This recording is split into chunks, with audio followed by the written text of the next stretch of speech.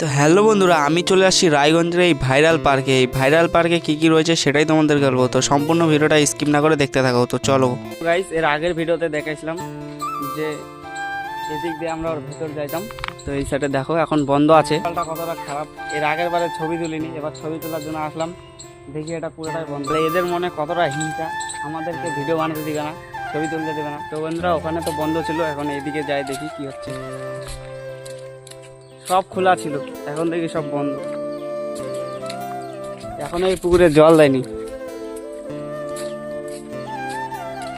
আর এই সাইডে দেখো দোলনাটা, এর আগের ভিডিওতে দেখাচ্ছিলাম দোলনাটা পুরোপুরি হয়নি কমপ্লিট। এখন কমপ্লিট হয়েছে তো বন্ধ রাখছে,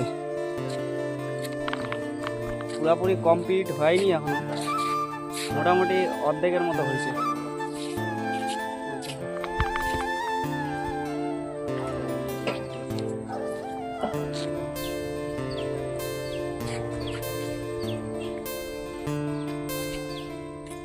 আমরা ওই সাইডে তো দেখালাম, এখন ওই সাইডে যাই দেখি।